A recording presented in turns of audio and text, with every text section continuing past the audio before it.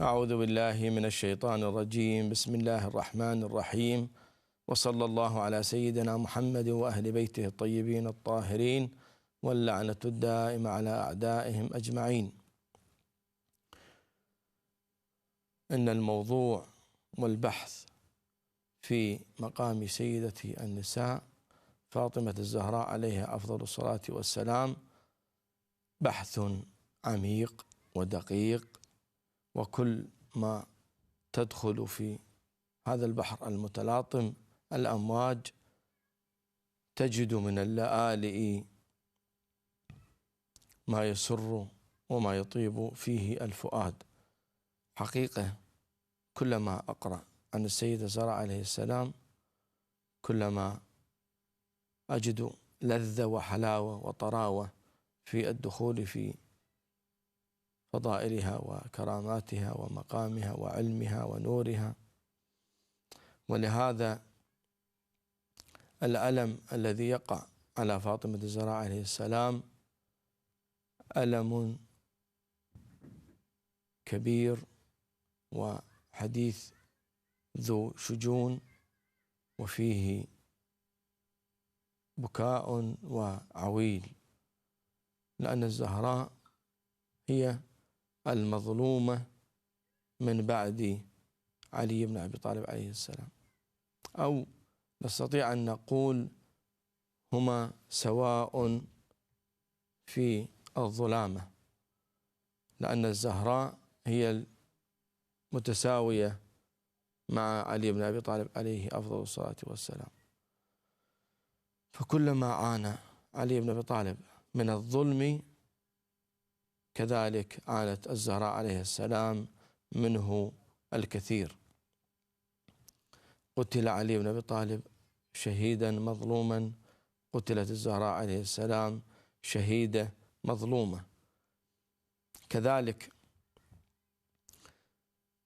علي بن أبي طالب هضم حقه وغصبت خلافته وضيع مكانه، كذلك الزهراء غصب حقها وضيعوا مكانها، بل حتى أنه بسبب جورهم على سيدة النساء عليها أفضل الصلاة والسلام أمرت أن يغيب قبرها عنا، لأننا لا نستحق الزهراء عليه السلام ولا نستحق قبر الزهراء، حتى أنه نصل إلى قبرها ونستشفع عندها، لا نستحق ذلك. نحن أمة ظالمة متخاذلة خانعة لا ترجو أن تكون عالية متسقفة بسقف السماء، تريد أن تتسقف بالسقف الأرضي الدنيوي. ولهذا نرى الخذلان، نرى الضعف والبعد والحال.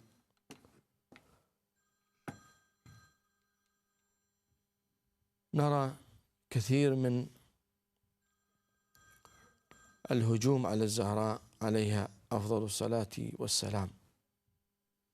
والهجوم على الزهراء ليس من البكرية فقط، بل من الشيعة البترية الذين حسبوا على الزهراء. سنتطرق عليه في آخر البحث، كيف أنه بدأوا في ظلم آل محمد عليهم السلام، وهذا الظلم ممنهج ومرتب يمضي به الأول ويخلفه الثاني والثالث والرابع، وهكذا الأول والتالي يأتي بما بناه، فهذا يأتي يجني تلك الأثمار التي زرعها الأول. والمقصود بالأول ليس أبا بكر وعمر، لا، الأول محمد باقر الصدر، والذين خطوا على خطاه منهم الضال فضل الله، والمنحرف كمال حيدري، وحزب الدعوة ومقتدى من لفهم، سنأتي ونتطرق في آخر البحث. ولكنه هي الزهراء، هي الزهراء عليه السلام. الزهراء هذا الجبل والطود الشامخ والمقام العالي 18 ربيعا، ولكنه كله حافل بالنور والتزود والمنهج والاستقامة والهداية وغير ذلك. أخي المخرج، هنا تليفون. نعم هنا تليفون، لعله لأحد الأخوة. المهم، فهنا الزهراء عليه السلام هي علمتنا كيف نواجه الباطل، وكيف نسحق الباطل، وكيف نمضي بالحق، وكيف نتقوى على الأعداء وننتصر عليهم. هي التي جهرت بالبراءة، وهي التي حاورت وأسقطت عروش الظالمين، أسقطت عرش أبا بكر وخلافته، وكذلك أسقطت كل الظلمة، وضعت لنا منهاج نسير عليه. فالزهراء عليه السلام لها كرامات كثيرة ومقامات عالية، منها سلام الله عليها أنه كان يأتيها رزقها من الله جل وعلا، وكان يأتي لها رسول الله صلى الله عليه وآله فيقول لها سلام الله عليها: أنى لك هذا الرزق يا فاطمة؟ أنى لك هذا الطعام؟ فتقول: من عند الله جل وعلا ومن ملائكته الكرام البررة. يأتيها رزقها، فهي أعلى مرتبة من مريم سيدة نساء عالمها، والزهراء سيدة نساء العالمين، عالم فاطمة الأول وعالم مريم عليه السلام الثاني. فالزهراء سيدة العالمين وسيدة عالم الدنيا وعالم الآخرة، وهي سيدة النساء سلام الله عليها. كذلك الزهراء لها من المقامات والكرامات ما لا يحصيه كتاب ولا يعده كاتب، ولكن من باب أنه نتبرك باسمها ونتبرك بمقامها، فهنا الزهراء عليه السلام كانت هي القدوة، كانت القدوة لكل أحد، للمخالف وللمؤالف. الزهراء عليه السلام هي القدوة، الزهراء عليه السلام هي المنار، الزهراء عليه السلام هي المنهاج. فهنا الزهراء سلام الله عليها ماذا أرادت عندما ذهبت وطالبت بفدك وطالبت بحق علي بن أبي طالب سلام الله عليه، وهي التي قالت في خطبتها العصماء التي سنتطرق إليها ونوردها ونتكلم في معانيها. فالزهراء عليه السلام قالت في خطبتها أنه هو الأحق في الخلافة، وهو له السبق في الإيمان، وهو الإمام المفترض الطاعة.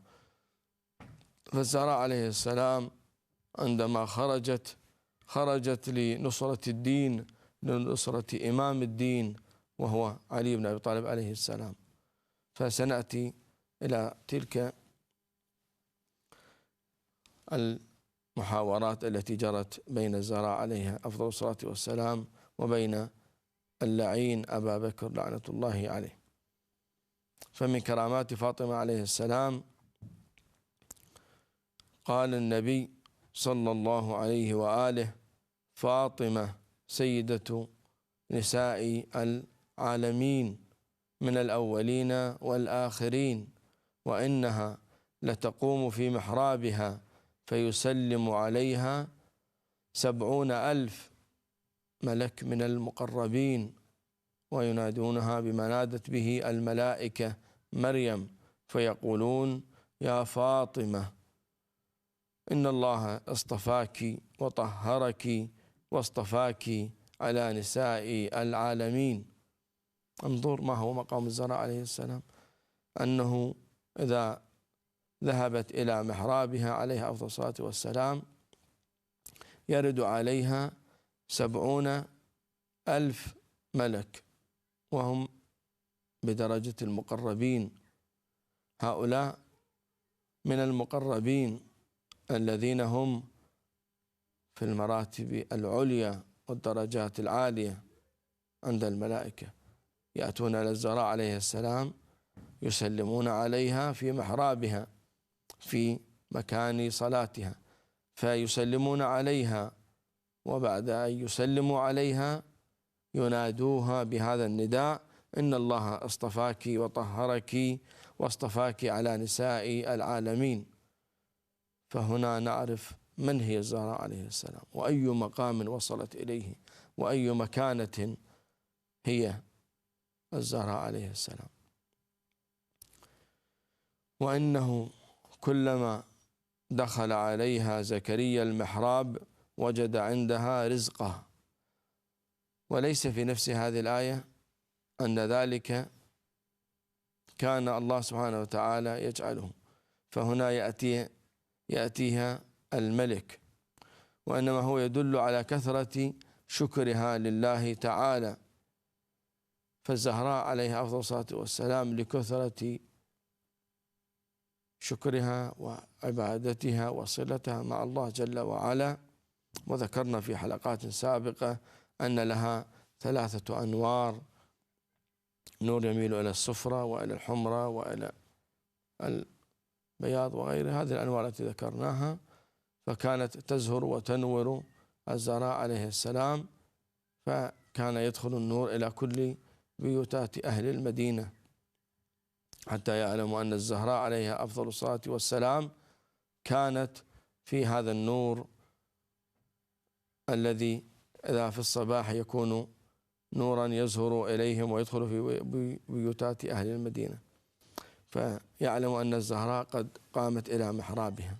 وهكذا فهنا في قوله تعالى: رزقني الله اليوم درهما، كمن يقول: قل كل من عند الله جل وعلا.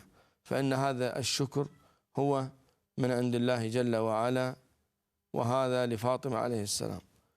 وهنا حديث المقداد الذي ذكر فيه خبر الطائر والرمان والعنب والسفرجل وغيرها، هذه كلها وردت في مدح الزهراء وبيان مقامها، وهذا كله يقطع على أنها كانت تأكل ما لم يكن لغيرها من جميع الخلق من بعد هبوط آدم وحواء. إذن كانت الزهراء عليها أفضل الصلاة والسلام تأكل من أكل الجنة ينزل لها من الله جل وعلا عن طريق ملائكته الكرام الحفظة، فينزل لها الطعام. وفي الحديث ورد أن النبي صلى الله عليه وآله دخل على فاطمة عليها السلام وهي في مصلاها، وخلفها جفنة يفور دخانها، فأخرجت فاطمة الزهراء الجفنة فوضعتها بين أيديهما، فسأل علي بن أبي طالب عليه السلام: وقلنا كم من سائل وهو عليم. فهنا يسأل ليبين مقام الزهراء وحالها ومكانها عند الله جل وعلا وعند رسوله صلى الله عليه وآله وعند وصيه علي بن أبي طالب عليه أفضل الصلاة والسلام. فقال علي بن أبي طالب لها: أنى لك هذا؟ قالت: هو من فضل الله ورزقه، إن الله يرزق من يشاء بغير حساب. وهنا علمنا أن رزق فاطمة عليه السلام من الجنة. وهناك حديث يقول: ناولني جبرائيل رطبة من رطب الجنة فأكلتها فتحولت بذلك نطفة في صلبي. وقد مدح الله تعالى مريم في القرآن ب20 مدحة، وفي الأخبار أن لفاطمة 20 اسما، كل اسم يدل على فضيلة لها عليه السلام. فهنا ذكر ابن بابويه في كتاب مولد فاطمة عليه السلام، قال الله تعالى: ومريم ابنة عمران التي أحصنت فرجها، يريد بذلك العفاف للملامسة والذرية، لأنه لم يكن كذلك لجعل حملها ووضعها ومخاضها بغير ما جرت به العادة. ويؤكد في الأخبار الواردة في مدح التزويج، كذلك قال الله تعالى لفاطمة عليه السلام للزهراء عليه السلام ولأولادها: إنما يريد الله ليذهب عنكم الرجس أهل البيت ويطهركم تطهيرا. وورد عن حسان بن ثابت أبيات في هذه: وإن مريم أحصنت فرجها وجاءت بعيسى كبدر الدجى، فقد أحسنت فاطم بعدها وجاءت بسبطي نبي الهدى. إذن الزهراء عليه السلام هي أعلى مرتبة وأكثر كمالا من مريم عليه السلام، والزهراء هي سيدة النساء. هنا ورد في الآيات، ويذكر العلماء أن هذه الآية نزلت في شأن فاطمة عليه السلام، سنذكر شيء منها. هنا يقول: حبة هي فاطمة عليه السلام، وإن الله اصطفاك أي على نساء عالمي زمانك، لأن فاطمة بنت رسول الله صلى الله عليه وآله هي سيدة النساء سيدة العالمين. وورد في قوله نساؤنا أنه فاطمة، عندما قال ندعو نساءنا ونساءكم قصد به فاطمة عليه السلام لما أرادوا مباهلة نبي الله يهود نجران. وكذلك هنا الآية: ذا القربى فاطمة عليه السلام. أعوذ بالله من الشيطان الرجيم.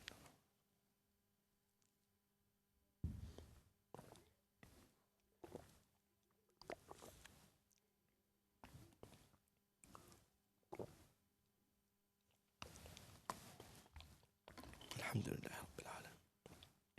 فهنا ذا القربى فاطمة عليه السلام. سأذكر الآيات حتى أنه يكون واضحا. هذه حبة، أي أنه حبة بمعنى فاطمة عليه السلام، ورد في سورة التحريم آية 13: إن الله اصطفاك. هنا ورد على أنها على فاطمة أنها نساء عالمها، ورد في سورة الأحزاب آية 34. كذلك نساؤنا ورد في سورة البقرة آية 262. ذا القربى فاطمة عليه السلام، كذلك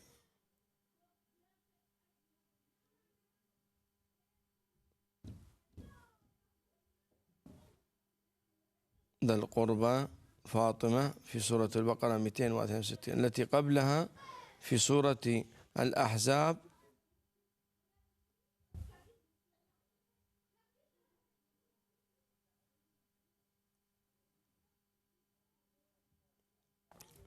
آية 134 لأنه غير واضح عندي. فهنا ذا القربى فاطمة عليه السلام، وذا القربى أتت في سورة البقرة في آية 262. مشكات فاطمة عليه السلام هي الزهراء، المشكات النورية. فهنا الزهراء عليها أفضل الصلاة والسلام هي المشكات في سورة آل عمران 102 آية 102. ذرياتنا هنا في فاطمة عليه أفضل الصلاة والسلام، الإسراء آية 27. بنصر الله ينصر من يشاء في سورة النور آية 10 وآية 35، يعني بنصر فاطمة عليه السلام لمحبيها. هنا فآتي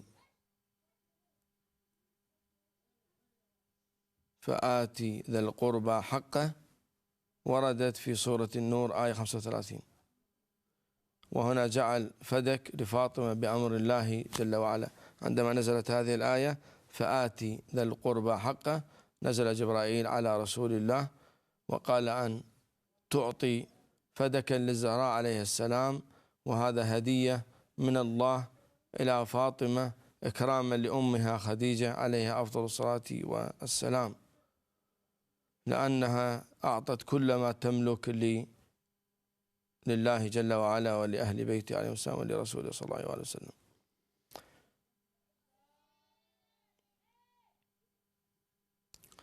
اذكروا الله ذكرا كثيرا، تسبيح الزهراء عليه السلام، هذا يوجد في الفرقان آية 75. وقالوا الحمد لله ولا يمسنا فيها لغوب، هذه في سورة الروم آية 5. فإذا دخلت الجنة ونظرت إلى ما أعد الله لها من الكرامة قرأت بسم الله الرحمن الرحيم الحمد لله فيها لغوب. ليلة مباركة وردت في سورة الروم آية 39. حملته أمه كرها، هذه وردت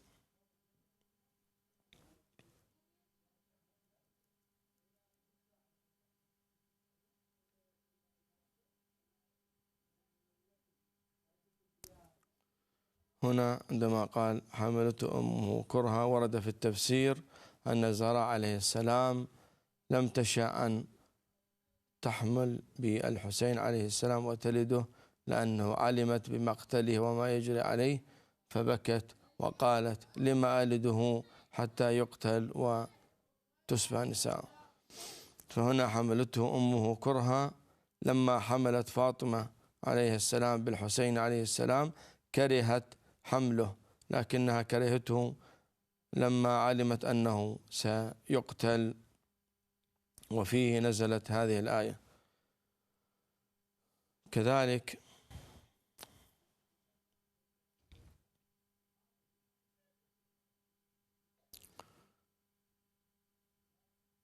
آية بسم الله الرحمن الرحيم مناع للخير معتد مريب، لما كتب أبا بكر لعنة الله عليه كتابا للزهراء عليه السلام بإرجاع فدك لها عليه السلام بعد أن حاججته وخاصمته واحتجت عليه وكانت لها الحجة البالغة عليه، فأمر أن يرد فدك لها ويكتب الكتاب، ولكن أخذه عمر لعنه الله مزقه بصق فيه ورماه في الأرض حتى دعت عليه الزهراء وقالت مزقت كتابي مزق الله بطنك، أو بقرت كتابي بقر الله بطنك.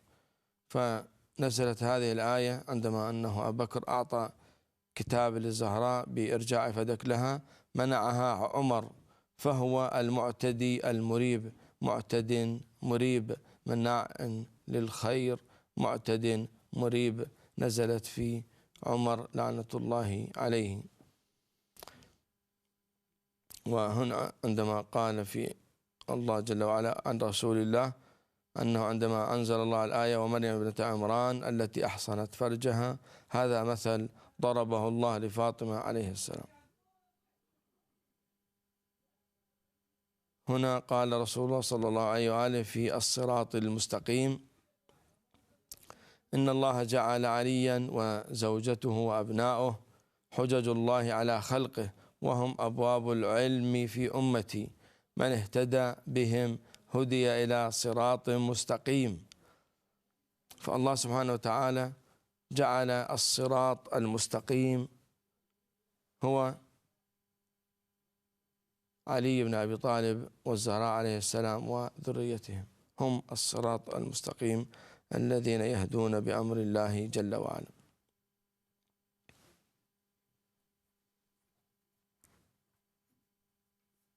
وعلم آدم الأسماء كلها، هنا أسماء أنبياء الله جل وعلا وأسماء محمد صلى الله عليه وآله وعلي وفاطمة والحسن والحسين والطيبين من آلهم عليهم السلام جميعا. وأيضا ورد أسماء خيار شيعتهم وعتاد أعدائهم، يعني هنا الله سبحانه وتعالى علم آدم الأسماء. ما هي الأسماء؟ أسماء الأنبياء وأسماء رسول الله وأهل بيته الطيبين الطاهرين، وأسماء خيار الشيعة، وأسماء عتاد الأنبياء وأعدائهم، العتاة الذين يحاربون الله ورسوله وأهل بيته عليهم السلام. وهنا عندما قال اسجدوا لآدم أمر الله تعالى الملائكة بالسجود لآدم تعظيما له، أنه قد فضله الله بأنه جعله وعاء لتلك الأشباح التي عم أنوارها الآفاق. وقلنا هذه الأنوار والأشباح هي محمد وفاطمة وعلي والحسن والحسين والذرية المعصومة من بعدهم. وهنا ورد الشجرة، شجرة العلم، فإنها لمحمد وآله عليهم السلام خاصة دون غيرهم، ولا يتناول منها بأمر الله إلا هم، ومنها ما كان يتناوله النبي صلى الله عليه وآله وعلي وفاطمة والحسن والحسين عليهم السلام. وورد كلمات محمد وعلي وفاطمة والحسن والحسين. وهذه قلنا الشجرة وردت في سورة البقرة آية 36، والكلمات كذلك وردت في سورة البقرة آية 38، وهكذا. فتاب عليكم فلما استمر القتل فيهم فاجتمعوا وضجوا يا رباه بجاه محمد الأكرم وبجاه علي الأفضل الأعلم وبجاه فاطمة الفضلى وبجاه الحسن والحسين لما غفرت لنا فرفع عنهم القتل. وهذا في بني إسرائيل عندما اقتتلوا حتى أن يتاب عليهم من الله جل وعلا، قال اقتلوا أنفسكم حتى الله علم منهم الصدق، وتقاتلوا في الليل حتى كان يقتل الوالد ولده. فعندما ضجوا لله بذكر محمد وآل محمد وقالوا بجاه محمد الأكرم وعلي الأفضل والزهراء الفضلى والحسن والحسين، الله سبحانه وتعالى رفع عليهم السلام، رفع عنهم القتل فيما بينهم. وهنا في الآية وإذا استسقى موسى لقومه قال موسى اللهم بحق محمد سيد الأنبياء وبحق علي سيد الأوصياء وبحق فاطمة سيدة النساء وبحق الحسن والحسين سيد الأولياء وبحق الحسين سيد الشهداء وبحق عترتهم وخلفائهم سادة الأزكياء لما سقيت عبادك هؤلاء فالله من عليهم وسقاهم لأنه وقع فيهم القحط. وهنا في قوله قولوا آمنا بالله وما أنزل إلينا وآمنتم عني بذلك علي وفاطمة والحسن والحسين عليهم السلام. وورد في الآية الصلاة رسول الله وأمير المؤمنين عليه أفضل الصلاة والسلام وفاطمة والحسن والحسين عليهم السلام. ورد أيضا في الآيات إن الله اصطفى آدم ونوح وآل إبراهيم وآل عمران على العالمين. دخل النبي عليه أفضل الصلاة والسلام على فاطمة الزهراء عليه السلام وعائشة لعنة الله عليها. فقال النبي صلى الله عليه وآله: يا عائشة، أو ما علمت أن الله اصطفى آدم ونوح وإبراهيم وعلى إبراهيم وعلى عمران وعلي والحسن والحسين وحمزة وجعفر وفاطمة وخديجة على العالمين؟ هنا الله اصطفى آدم ونوح وإبراهيم وعلى عمران، هم علي والحسن والحسين وحمزة وجعفر وفاطمة وخديجة على العالمين. فهنا رسول الله أراد أن يعرف عائشة لعنة الله عليها التي طالما ظلمت الزهراء وأبكت الزهراء، أراد أن يعرفها مقام الزهراء عليه السلام حتى تحفظه، ولكن لم تحفظ مقام الزهراء عليه السلام. فهنا يقول: ومن يعتصم بالله فقد هدي إلى صراط مستقيم. إن الله جعل علي وزوجته وأبنائه عليهم السلام حجج الله على خلقه، وهم الصراط المستقيم الذين يركنون إليه ويهتدون به، وهم أبواب العلم في أمتي، من اهتدى بهم هدي إلى صراط مستقيم. إنما توفون أجوركم يوم القيامة. وعلي بن أبي طالب وفاطمة والحسن والحسين عليهم السلام هم أجر الله الذي قال أنه ما يريد منكم أجر إلا الولاية لآل محمد وإعطاء ذي القربى حقه. فهنا لم يحفظوا قربى رسول الله ولم يحفظوا حق رسول الله صلى الله عليه وآله. كذلك في الآية: أو أنثى، بمعنى الفواطم الثلاث المهاجرات مع علي بن أبي طالب عليه السلام، وهي كانت فاطمة بنت أسد وفاطمة الزهراء عليه السلام، هم الذين هاجروا من مكة إلى المدينة، وكان علي بن أبي طالب عليه السلام هو الذي حاميهم وحارسهم. الصالحين فاطمة والحسن والحسين عليهم السلام.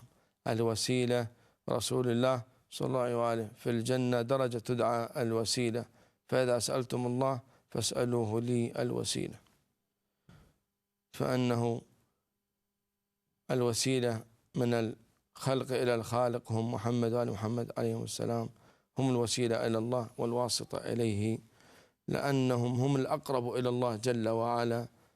وهكذا عندما تذهب إلى بيت الله لأنك الأقرب إلى الله جل وعلا، فهؤلاء بيت الله جل وعلا.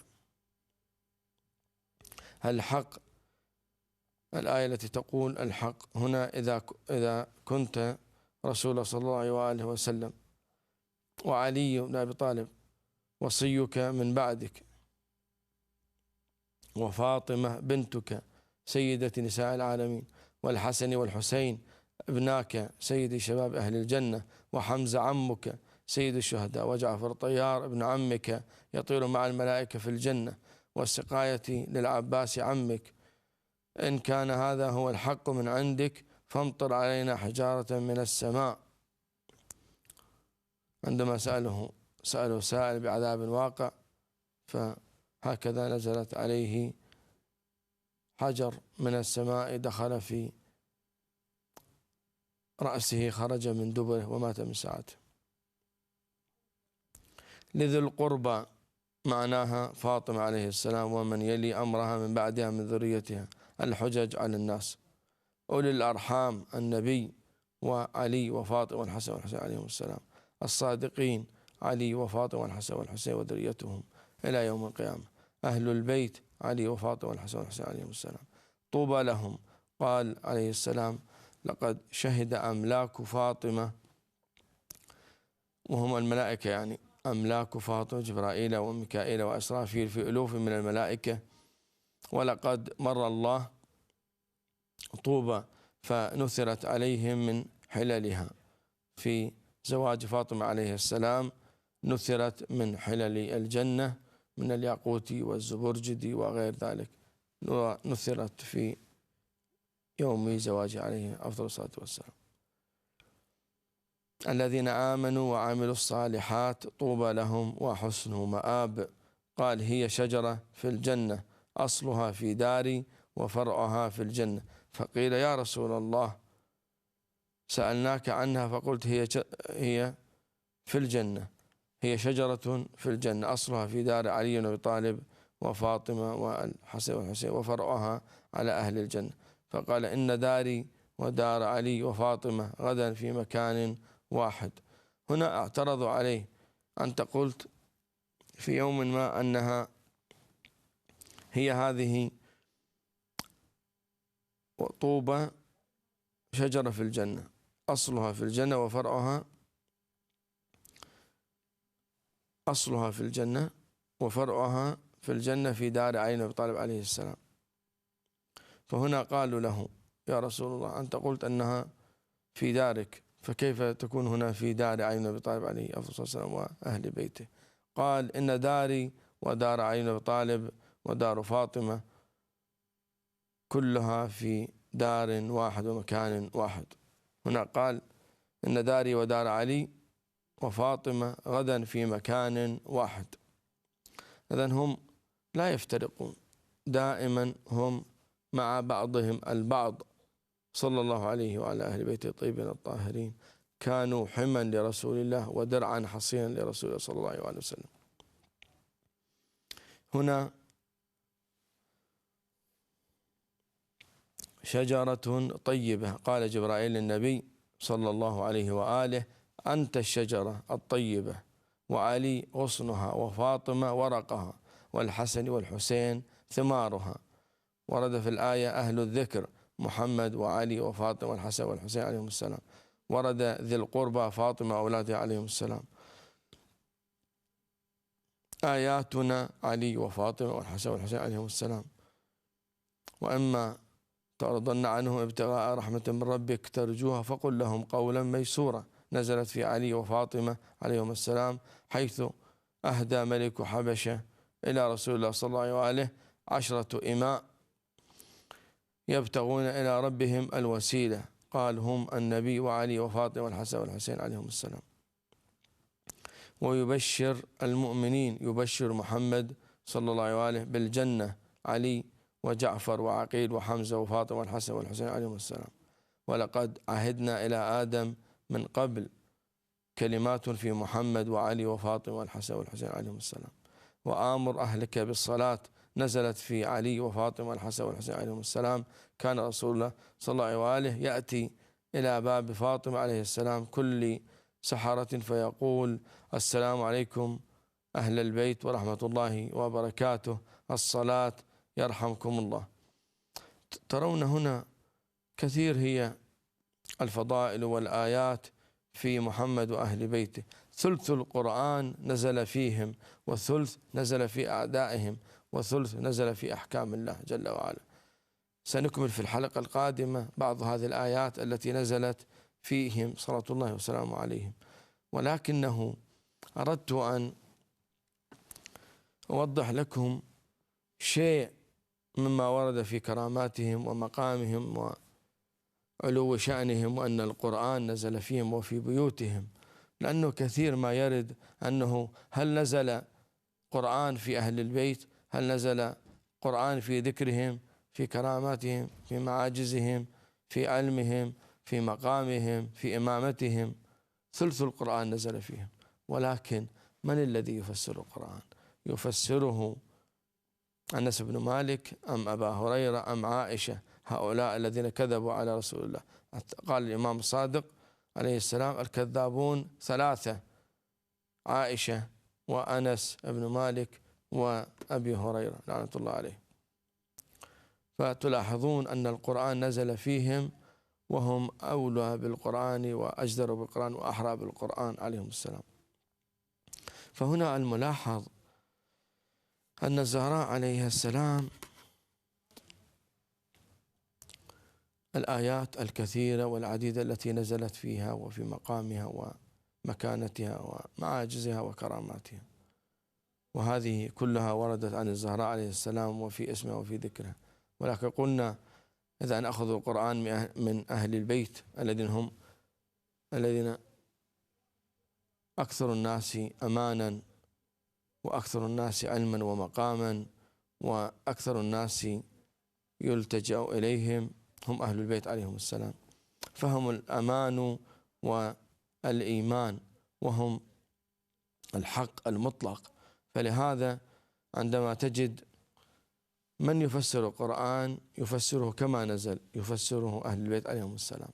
فعندما يفسرون القرآن أهل البيت يرون ما هو المقام لهم عليهم أفضل الصلاة والسلام. إذا نأخذ تفسير القرآن وكلمات القرآن نأخذها من غيرهم فتصرف إلى غيرهم، وهذا هو الظلم الذي يقع على أهل البيت عليهم السلام. لماذا يخفى حقهم ويظلم مكانتهم ومقامهم؟ لماذا؟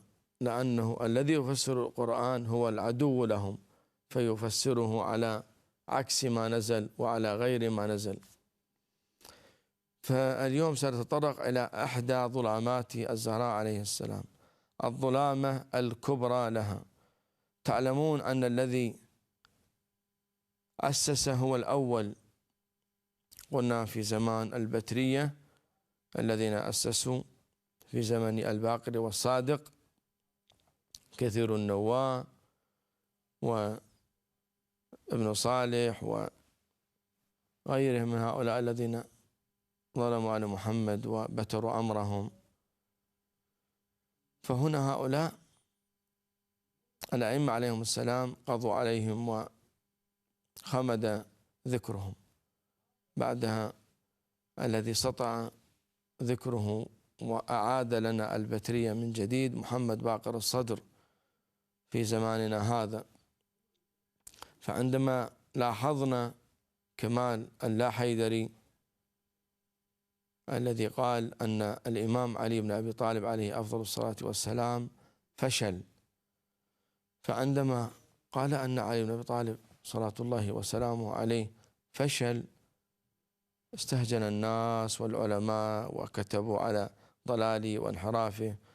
رد عليه السيد المرجع السيد صادق الشيرازي الحسيني دام ظله الوارف، رد عليه الروحاني في كتاب واستفتاء وقال بضلاله، رد عليه بشير النجفي شيخ بشير النجفي، ورد عليه كثير من العلماء.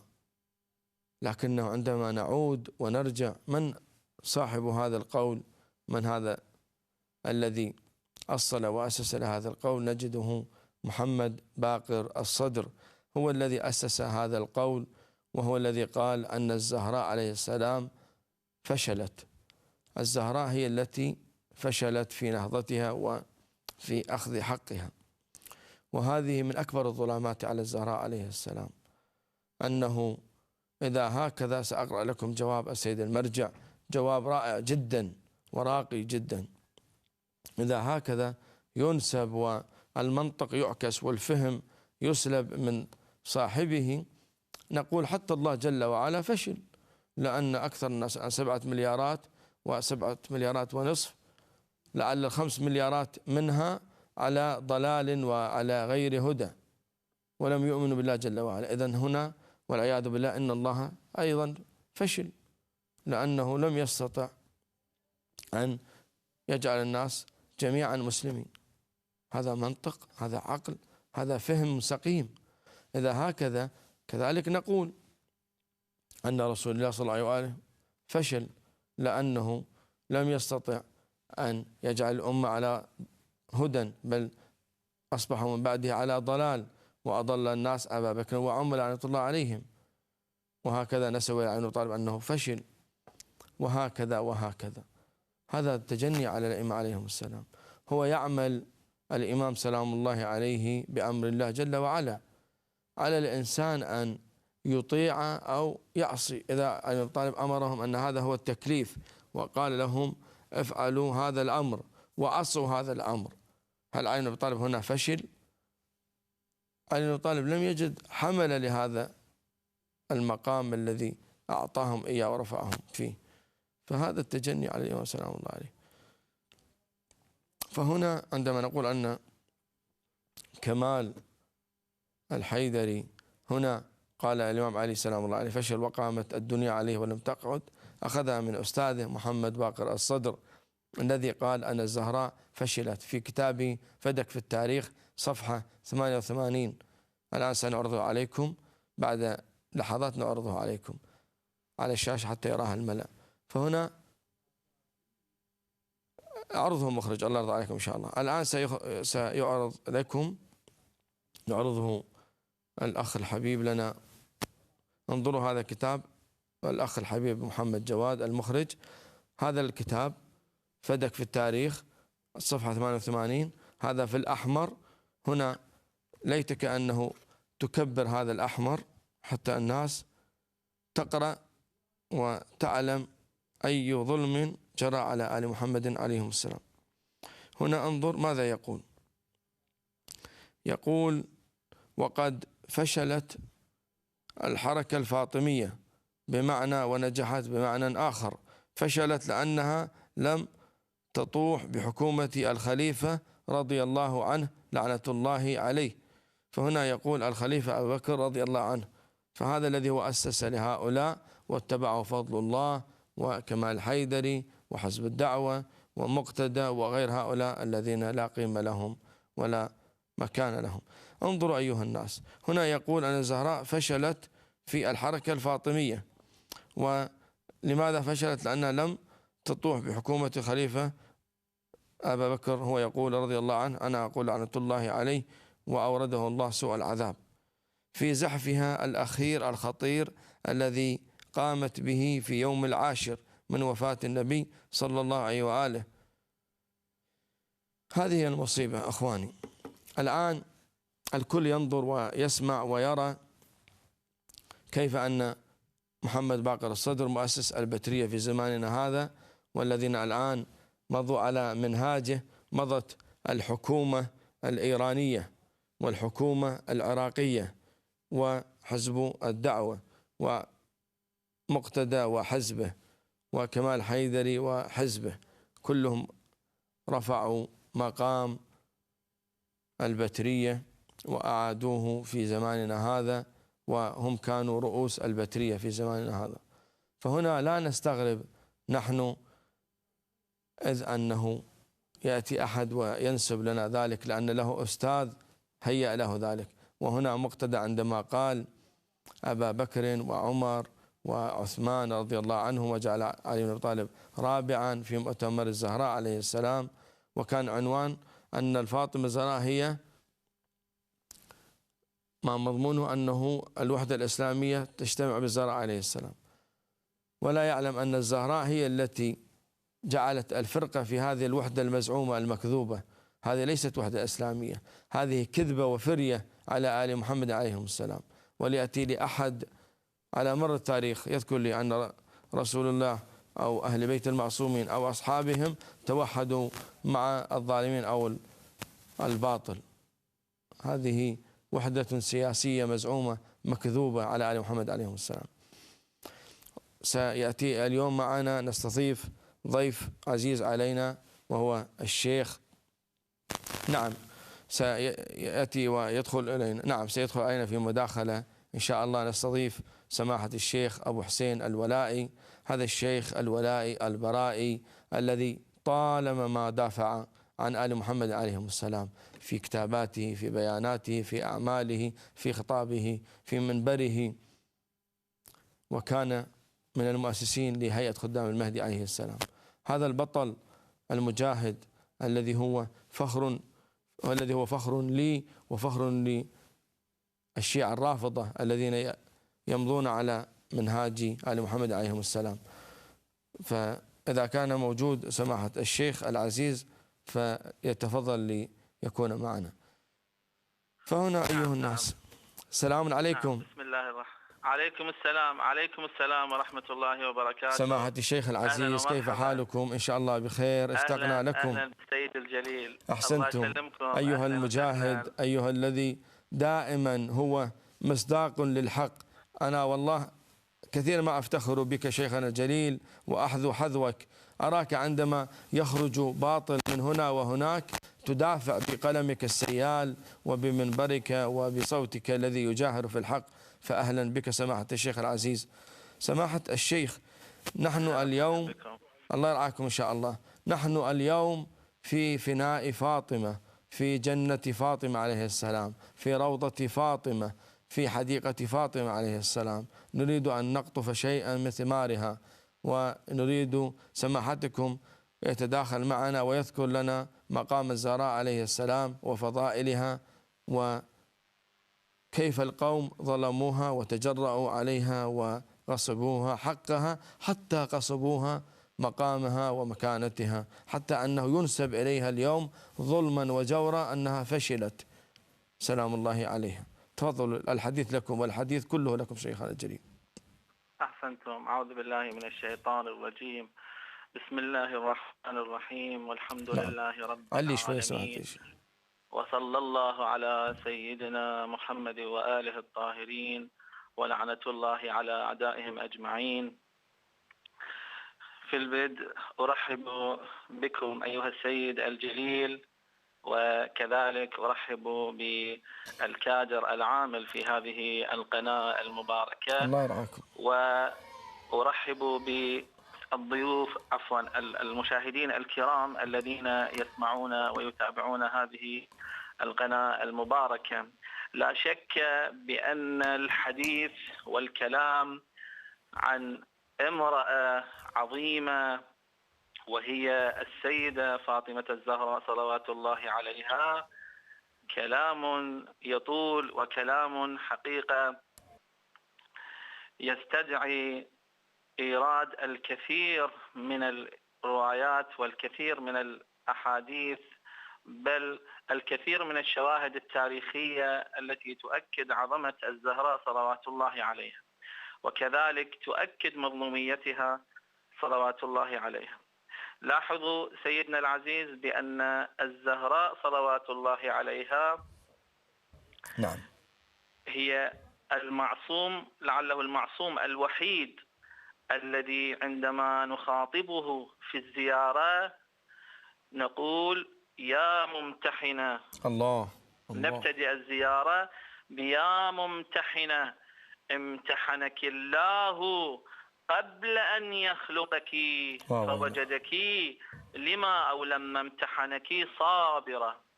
الله. وهنا دلالة كبيرة على أن الزهراء صلوات الله عليها والامتحان الذي امتحنت به هذا كان من نوع خاص، لعله لم يمتحن أي معصوم بهذا الامتحان. الله أكبر. كل المعصومين عندما نخاطبهم نقول السلام عليك يا وارث الله، السلام عليك يا رسول الله، السلام عليك يا أمير المؤمنين. لكن الزهراء عندما نأتي ونسلم عليها نقول يا ممتحنة، امتحنك الله قبل أن يخلقك. لطيف. فإذن الامتحان الذي امتحنت بها الزهراء صلوات الله عليه هذا كان امتحان عظيم، والدليل ورود هذه الصفات وهي الممتحنة أو الممتحنة في بداية الزيارة للاختصاص أو الاهتمام. طيب، عندما نقول أن الزهراء، ما هو طبيعة هذا الامتحان؟ شنو الامتحان الذي امتحنت به الزهراء صلوات الله عليها، وبناء على هذا الامتحان الزهراء صلوات الله عليها نالت تلك المرتبة العليا. ما هو الامتحان؟ الله. لاحظوا سيدنا بأن الامتحان دائما يكون بقدر الممتحن، صحيح ولا مو صحيح؟ يعني الآن إذا أتاك عالم وأردت أن تختبره، بماذا تختبره؟ تختبره بالأصول والفقه وما شابه حتى ترى مكانته. أحسنت. وهكذا في سائر الامتحانات، على قدر الشخص وقيمته ورفعته ومنزلته يكون الامتحان. إذن الزهراء صلوات الله عليها الامتحان الذي امتحنت به كان طبعا بتحليل الشخصي وبقراءتي بأن الامتحان الذي امتحنت به الزهراء صلوات الله عليها كان خاصا بالإمامة الإلهية. الله أكبر يا زهراء. الزهراء صلوات الله عليها خرجت في وقت كانت الإمامة تهدد، كانت الإمامة تكاد أن تقتل، كادت الإمامة أن تمحى، خرجت الزهراء صلوات الله عليها لتدافع عن الإمامة. لا إله إلا الله. يعني عندما نرجع إلى الروايات وإلى الأحداث التي جرت بعد استشهاد النبي صلى الله عليه وآله، يذكر طبعا في الاحتجاج، يقول لما استخرج لما استخرج أمير المؤمنين من منزله خرجت فاطمة خلفه. لاحظوا إخواني، لاحظوا سيدنا، خرجت فاطمة. أنا أريد أسرد هذه الأحداث حتى أصل أن كيف توصف الزهراء صلوات الله عليها بالفشل. لا إله إلا الله. يعني أنا إن شاء الله سوف أصل. سنت. يقول الطبرسي لما استخرج أمير المؤمنين من منزله خرجت فاطمة خلفه، فما بقيت امرأة هاشمية إلا خرجت معها حتى انتهت قريبا من القبر، فقالت لهم خلوا عن ابن عمي. لاحظوا سيدنا العزيز، خلوا عن ابن عمي، يعني هذه دعوة يعني ترك أمير المؤمنين لعدم قتله. هذه جملة يعني تحمل في طياتها معنى الدفاع عن أمير المؤمنين في كل المصادق، في كل المعاني. سنتم. طيب، خلوا عن ابن عمي فوالذي بعث محمدا. انظر سيدنا واسمع إلى التهديد. الآن تهديد الزهراء صلوات الله عليها، تهدد إن لم تخلوا عن ابن عمي فماذا ستفعل؟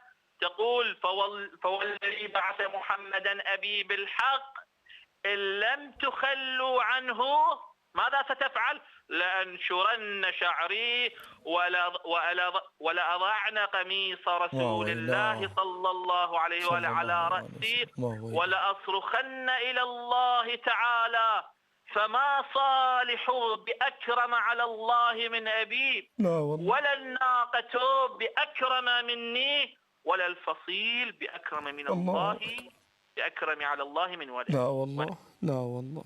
يعني تهديد بأنكم إن لم تخلوا عن علي صلوات الله عليه، وعلي طبعا يمثل الإمامة، والإمامة كانت في خطر، فهذا الانبراء من الزهراء وهذا الخروج هو دفاع عن الإمامة، وهو أعظم امتحان. الله حتى أكبر. يقول سلمان كنت قريبا منها فرأيت والله أساس حيطان مسجد رسول الله تقلعت من أسفلها. وويله يا رسول الله، يعني صلى الله عليه وسلم. أكو أكبر من هذا الدفاع؟ لا والله. هذا الذي يقول بأن الزهراء فشلت. وويله. أول شيء فليحدد ما هي وظيفة الزهراء صلوات الله عليه. هل وظيفة الزهراء كانت كما يدعي أو كما يقول بأن وظيفتها كانت الخروج إلى الزحف والإطاحة بالحاكم والإطاحة بفلان؟ هل هذه وظيفتها حقا كانت أو هناك وظيفة أخرى؟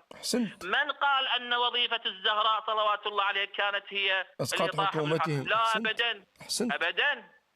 الزهراء كانت وظيفتها هي الدفاع عن الإمامة. الله. انبرت ودافعت عن الإمامة.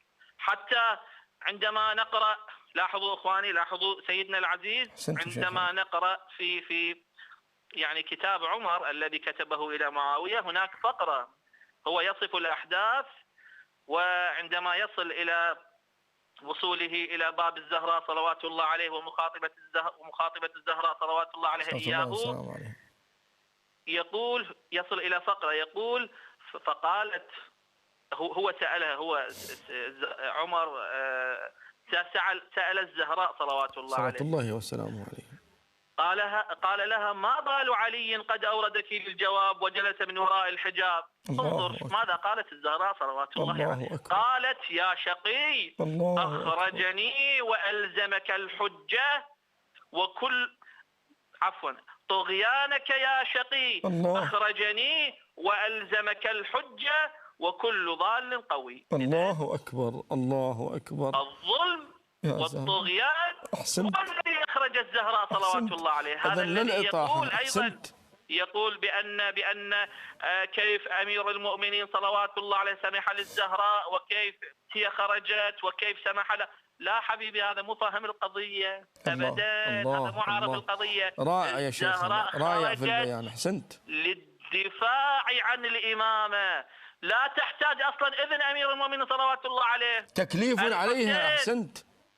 نعم، الحسين صلوات الله عليه عندما قال لأصحابه في ليلة عاشوراء هذا الليل فاتخذوه جملا، شنو يعني؟ ماذا يعني؟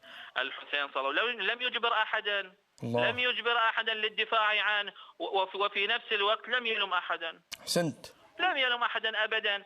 إذن الإمام صلوات الله عليها، عفوا الإمام صلوات الله عليه هو لم يكن ليمنع الزهراء صلوات الله عليه لأداء هذه المهمة العظيمة، وهي عملت بتكليفها. أحسنت، لأن هي معمومة بالإمام سلام الله عليه. أحسنت. هي عملت بتكليفها ولا تحتاج، يعني هذا اللي يفسر ويقيس يعني كيف أن الإمام سمح لزوجته وزوجته خرجت وفتحت الباب. هذا كلام غير مقبول نهائيا، غير مقبول، لأن الزهراء أدت بواجبها. طيب، احنا الآن يعني عندما نعرف منزلة الزهراء صلوات الله عليها بأنها ممتحنة وامتحنت بالإمامة ودفاعها ونجحت بهذا الامتحان، لأنه هذا كان وظيفتها، لم تكن وظيفة أخرى للزهراء صلوات الله عليها. رائع.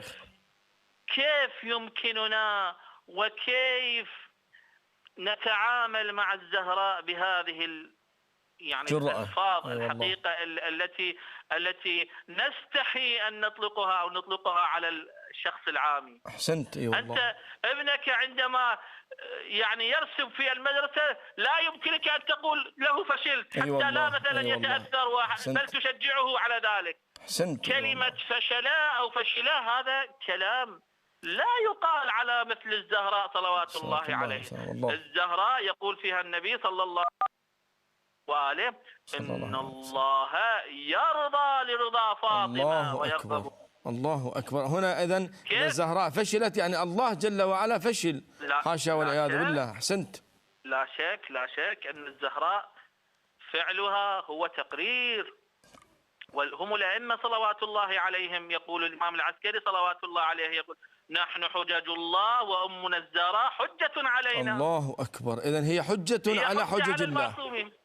نعم، لا شك كثير، يعني الأحاديث كثيرة في فضل الزهراء صلوات الله عليها تؤكد أنها لا تنطق عن الهوى كأبيها. الله. تؤكد بأن الزهراء صلوات الله عليه معصومة، وكل فعل وكل عمل تقوم به هو حجة. يعني حجة، وهو بالتبع من الله سبحانه وتعالى. الله. أنا أنقل لكم بس حتى يتضح لنا ما هي الدوافع وما هي المبررات التي تسوق هؤلاء الذين يسمون ويصفون الأئمة صلوات الله عليهم ويسمون الزهراء صلوات الله عليها بالفشل.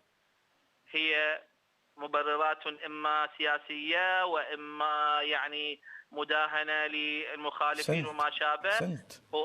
وحتى أؤكد ذلك أقول بأن ورد عن الإمام الباقر صلوات الله عليه في تفسير سورة القدر، عندما سئل عن سورة القدر قال صلوات الله عليه الإمام الباقر إن أمنا الزهراء وإن فاطمة الزهراء هي ليلة القدر. الله يا زهراء. الزهراء صلوات الله عليه هي ليلة القدر. الله أكبر. أي مقام لك يا زهراء. نعم، أن فاطمة هي ليلة القدر. من عرف حق فاطمة حق معرفتها أدرك ليلة القدر. أدرك أدرك ليلة القدر. الله. يعني شنو هالعظمة؟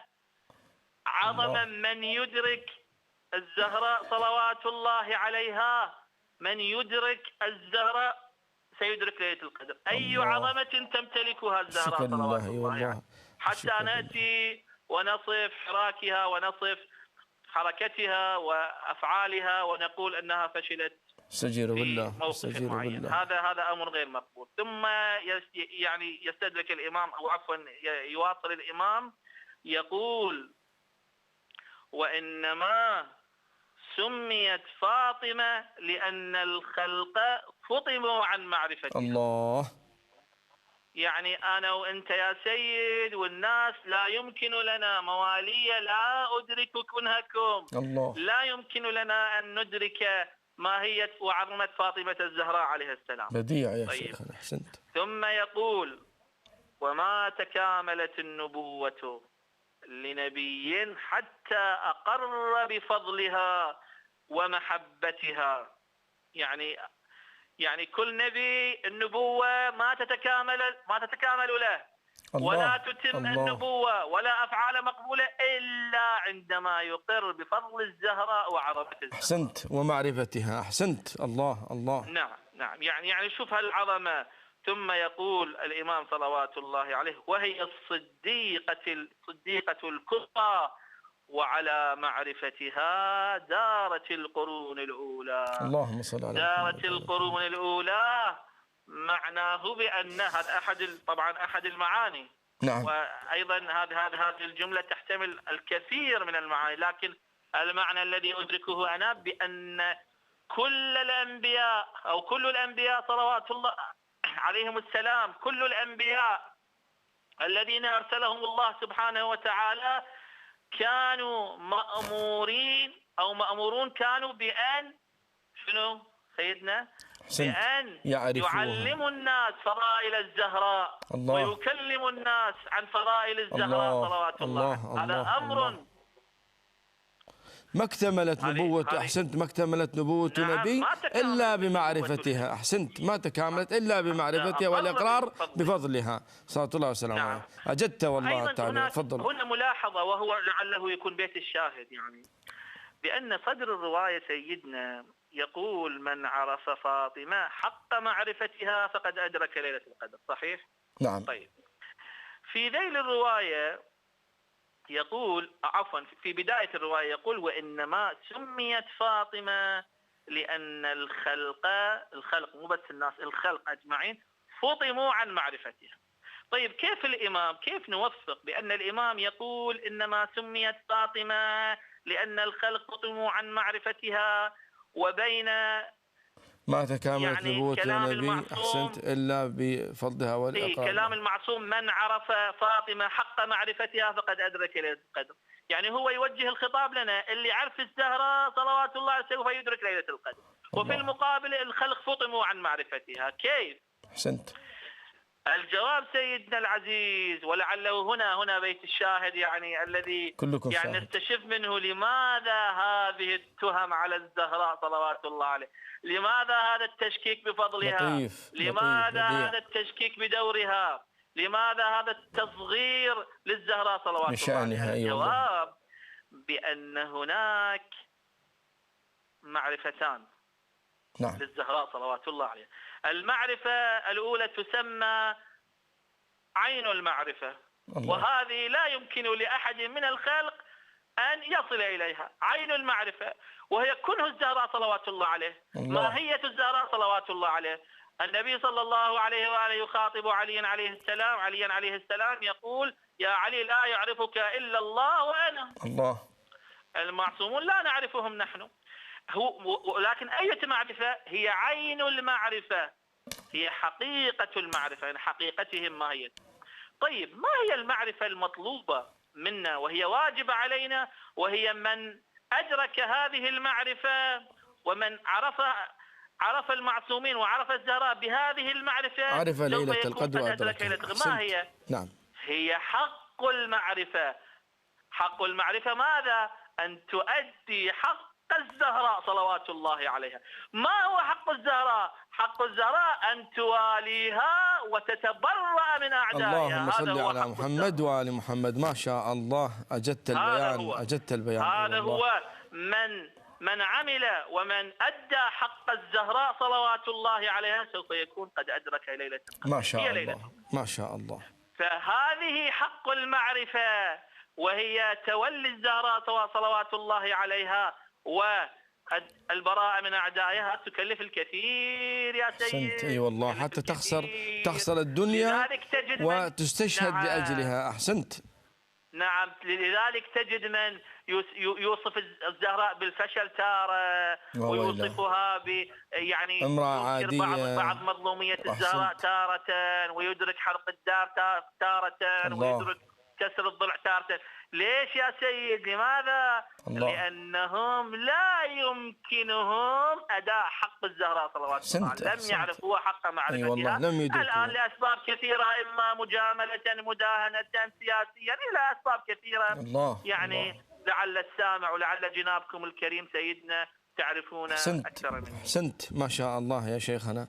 حقيقة أجدت البيان وأوضحت ما خفي على جل شيعتنا. المصيبة سماحة الشيخ أن أغلب الشيعة تتلمذوا وسمعوا لهؤلاء، لفضل الله، للوائلي، لمحمد باقر الصادر، لحزب الدعوة، لحكومة إيرانية، للعراقية، لمقتدى وحزبه، لبعض هؤلاء المنابر، سمعوا عكس ما أنت الآن ذكرته. فبني هذا الفهم عندهم. يعني أنا في أحد البرامج يقول أنه علي بن أبي طالب وعمر وأبو بكر أولاد عم، وتخالفوا ما بينهم وتصالحوا. أنتم لماذا تشغلون أنفسكم بذلك؟ عندما قلت له من قال لك هذا القول؟ قال الوائلي، وكان حجة علي، وأنا أستمع للوائلي وأمضي بقوله. هذه المصيبة، عندما المنبر والعالم يغير الحقائق التي هي أوضح من الشمس، هذه المصيبة.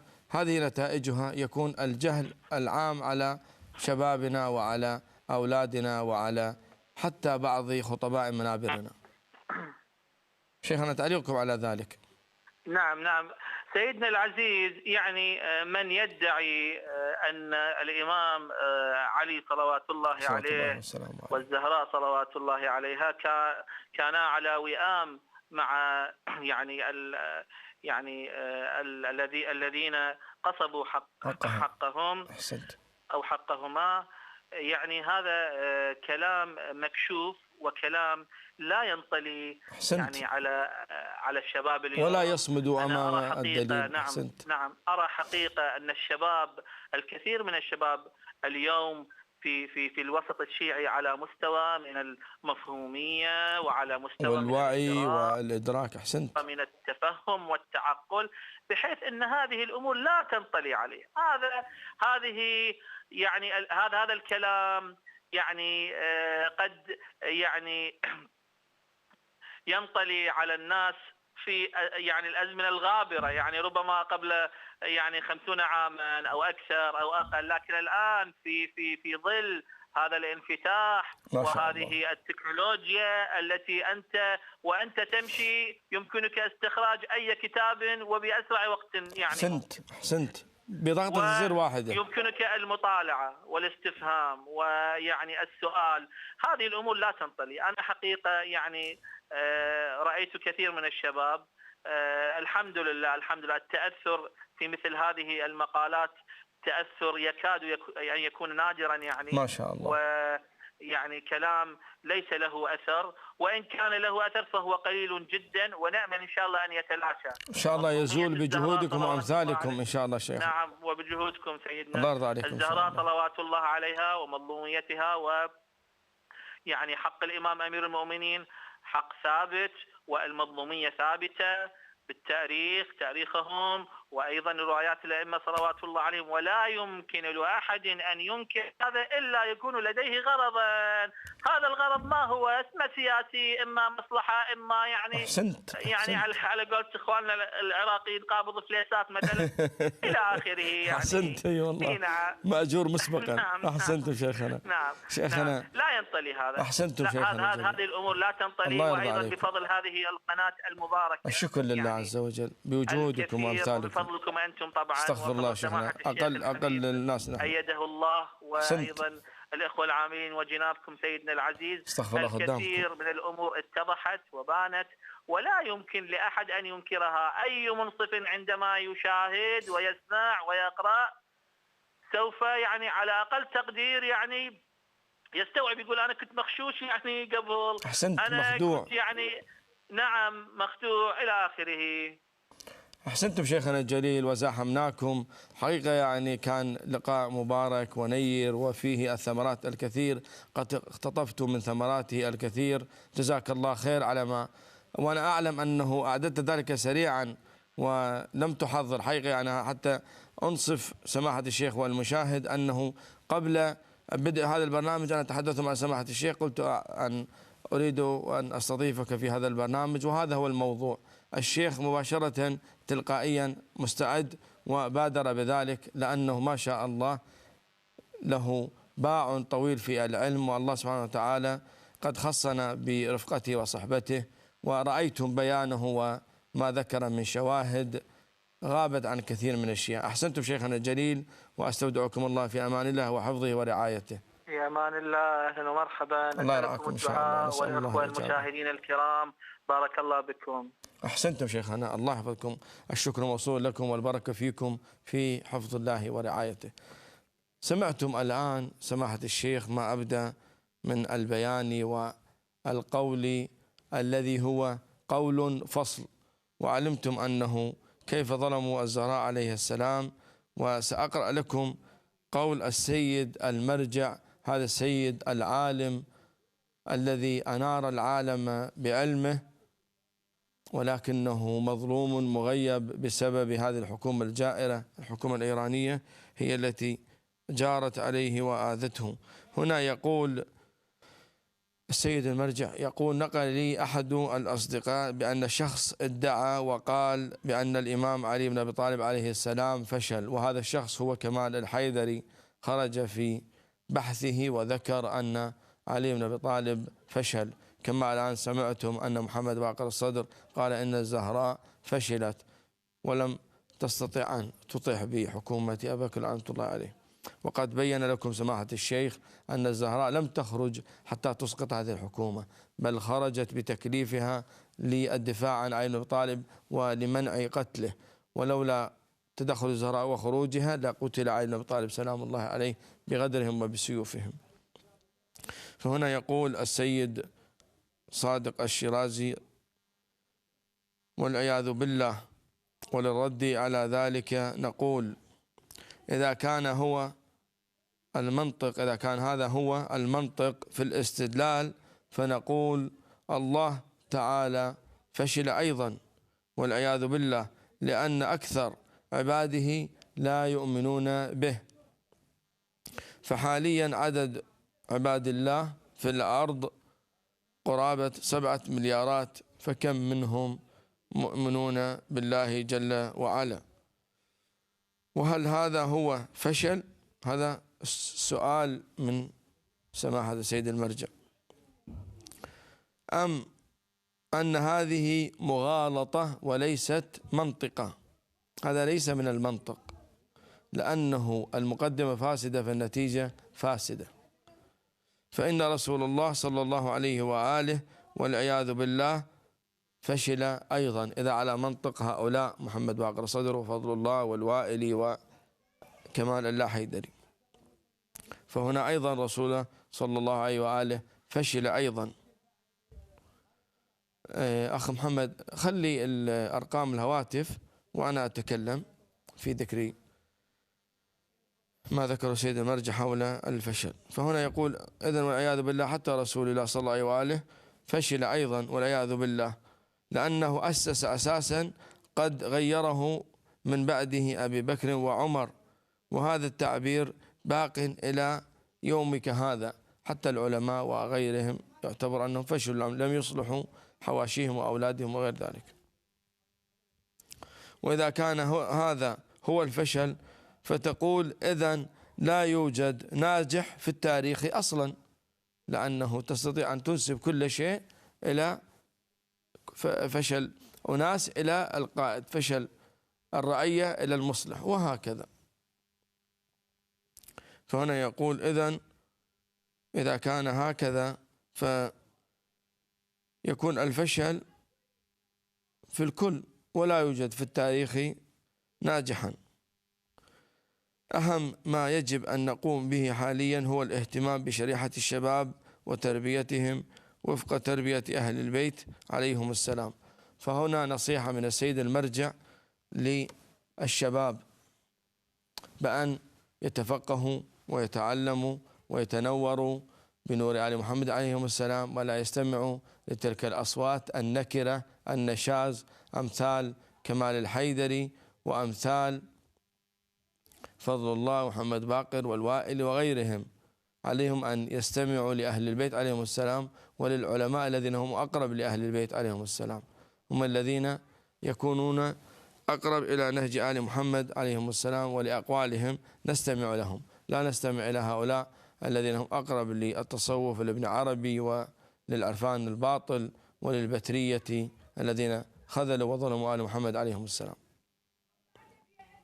فهنا يقول أهم ما يجب أن نقوم به هو الاهتمام بشريحة الشباب وتربيتهم وفق تربية أهل البيت عليهم السلام، وتعبئتهم تعبئة علمية قوية ورصينة بعلوم أهل البيت عليهم السلام.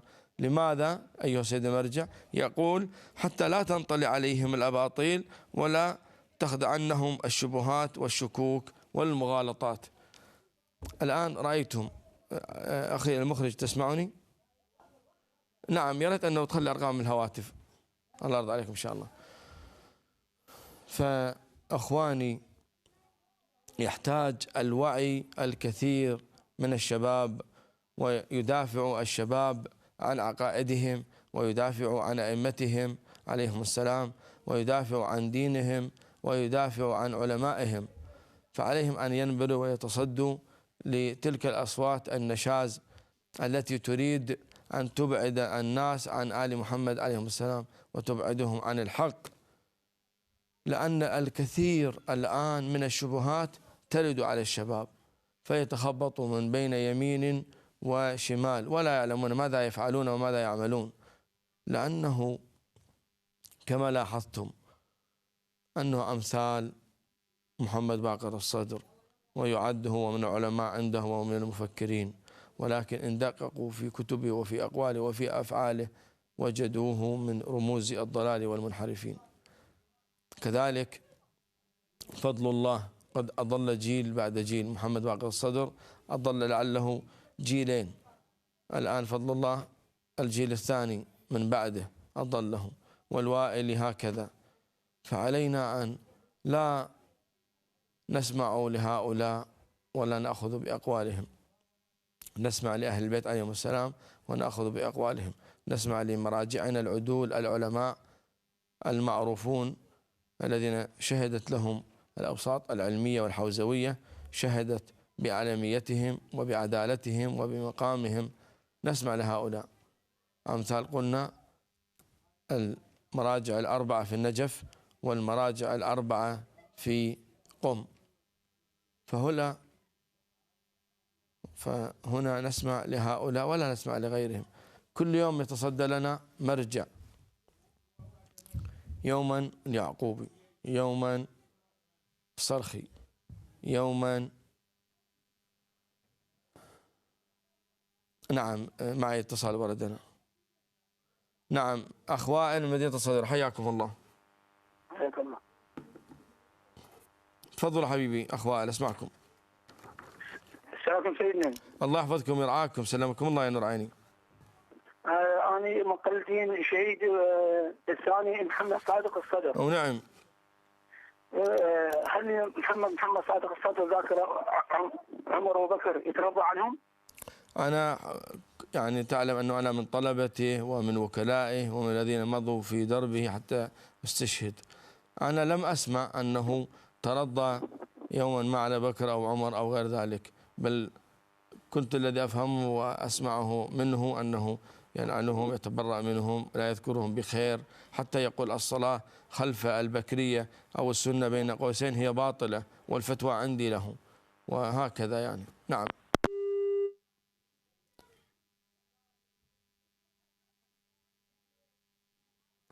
نعم، هو يقول لي الأخ المخرج نعم بلغ الكنترول أنه عنده سؤال ثاني، ولكنه للأسف هذا العراق العظيم يمر بمآسي كثيرة، مآسي الكهرباء والخدمات والاتصال وغير ذلك من هذه الحكومة التي جثت على صدره ورأته شتى أنواع العذاب، فانقطع الاتصال. سؤاله الثاني يقول: هل أستطيع أن أعدل من السيد محمد صادق الصدر إلى السيد صادق الشيرازي؟ أقول له: يمكن أن تعدل، لأنه السيد محمد صادق الصدر هو قد توفي، ويجب عليك أن ترجع لمن هو أعلم يجوزك على البقاء. نعم نعم نعم. فهنا يقول أنه أستطيع أن أقلد السيد صادق الحسين الشيرازي. أقول له: نعم، لأن السيد محمد الصدر عندما يموت يسقط التكليف عليك من بعده، أي أنه لا تستطيع أن ترجع إليه بالمسائل الشرعية، ترجع إليه فقط بأمر واحد، وهو أن الحاكم والعالم الذي تقلده وترجع عليه إن كان يجيز البقاء على محمد صادق الصدر تقلده، إذا لا يجيز عليك أن تقلد العالم الحي العادل. فأنا أقول بشهادة سماحة الشيخ الحبيب والعلماء والفضلاء أن السيد صادق الشيرازي هو الأعلم، فأنت أعدل إلى السيد صادق الشيرازي الحسيني، وفي ذمة سماحة الشيخ الحبيب وفي رقبته، وهو قال ذلك على الملأ. نعم، فهنا يجوز لك أن تقلد السيد صادق الشيرازي، وتقليدك جائز إن شاء الله تعالى. معنا سماحة الشيخ حيدر الساري. أهلا ومرحبا بسماحة الشيخ الجليل، تفضلوا نستمع. السلام عليكم سيدنا. عليكم السلام سماحة الشيخ العزيز. مولاي العزيز، مشتاقون لهذا الصوت الحسيني الهادر الذي دائما ينصرنا بصوته المبارك. جزاكم الله خير الجزاء، وهذا يعني وظيفة لا يشكر عليها الإنسان، ونحن في هذا الزمان يجب علينا أن نقوم بكل ما نملك من الكلام، من القلم، من البيان في حق سيدتنا ومولاتنا فاطمة الزهراء صلوات الله وسلامه عليها، وهكذا سائر أئمة أهل البيت. أبدأ كلامي عن الإمام الحسن العسكري صلوات الله وسلامه عليه، حيث قال: نحن حجج الله على الخلق، وجدتنا فاطمة الزهراء حجة الله علينا. الله. ما يملكون الأئمة من بيان وعلم وتقوى وزهد وبيان ونص من الله ومن النبي صلى الله عليه وآله وسلم، فهي حجة على الأئمة الأطهار صلوات الله وسلامه عليها، فهي المحور الأساسي للعقيدة والشريعة. ومن هنا نعرف معنى الحديث القدسي: يا أحمد لولاك لما خلقت الأفلاك، ولولا علي لما خلقتك، ولولا فاطمة لما خلقتكما. البعض يتعجب من يسمع بهذا الحديث لأنه يعني عديم المعرفة. أولا نقول على سبيل المثال حتى يتضح معنى الحديث القدسي أن لكل شيء مقدمات يا سيدنا، صحيح؟ أحسنت. مثلا الذي هدفه أن يكون طبيبا لا بد وأن يدرس المقدمات حتى يحصل على الطب وعلى هذا الهدف السامي. والذي هدفه بناء البيت لا بد وأن يسعى للمقدمات، وهكذا. لا يعني أن المقدمات لا فائدة منها، وإنما الهدف الأساسي هو ذلك. فأهل البيت مقدمة دين الله الحنيف. أحسنت. حقيقة لولا معهم لما كان دين ولا كان توحيد. وبالأخص الصديقة فاطمة الزهراء صلوات الله وسلامه عليها، لما يقول النبي صلى الله عليه وآله وسلم: فهي روح التي بين جنبي، فهي روح رسول الله. فكما أن البشرية عاجزة عن معرفة حقيقة النفس وكنه الروح كما قال سبحانه وتعالى: ويسألونك عن الروح قل الروح من أمر ربي وما أوتيتم من العلم إلا قليلا. أحسنت. ففاطمة هي روح النبي صلى الله عليه وآله وسلم. وفاطمة يعني هي محور الكون وقطب رحى لأصحاب الكساء، بل هي أفضل من جميع الأنبياء باستثناء النبي محمد صلى الله عليه وآله وسلم. حتى قال النبي ما تكاملت النبوة لنبي حتى أقر بفضلها ومحبتها، ويؤيد فضلها على الأنبياء جميعا كما في الحديث لولا أن الله تعالى خلق أمير المؤمنين لم يكن لفاطمة كفو على وجه الأرض أبدا فما دونه. الله. وأكثر من ذلك هو أن رضا فاطمة رضا الله تعالى وسخطها سخطه. وقد اتفق المسلمون على صحة الحديث الذي ذكره النبي صلى الله عليه وآله وسلم: يا فاطمة إن الله يرضى لرضاك ويغضب لغضبك. حتى البخاري هذا اللعين يخرج هذا الحديث بطرق متعددة. وفي حديث آخر يقول: فاطمة بضعة مني يغضبني ما يغضبها ويرضيني ما يرضاها. فإن ذلك يعني أن الزهرة هي محور الإساس، فمعنى كل غضب يصدر منها على أي أحد كان من المسلمين، صحابي كان أم غير صحابي، تتبعه اللعنة والغضب من الله. أحسنت. هذا لا يشك فيه مسلم، وكل رضا يصدر منها على أحد يتبعه رضا الله سبحانه وتعالى. هذا واضح جلي. وقد قال النبي صلى الله عليه وآله وسلم: اتصفوا بصفات الله وتخلقوا بأخلاقه. فمن هذا الحديث نعرف أن الإنسان له قابلية أن يتصف بصفات الله ويتمكن أن يصبح مظهر للرحمانية والرازقية. لطيف. أحسنت. والساترية أن يستر عيوب الناس. فإذا اتصف بهذه الصفة، وقد اتصفت بها فاطمة الزهراء صلوات الله وسلامه عليها، لعنة الله على من ينكر فضلها، ولعنة الله على من يشك في كرامتها، ولعنة الله على من يقول أنها فشلت، ولعنة الله على من يقول أن أمير المؤمنين فشل. علي بن أبي طالب الذي يقول: والله لم يمر على رسول الله شيء، لاحظ التعبير، إلا قد أفرق في أذنيه.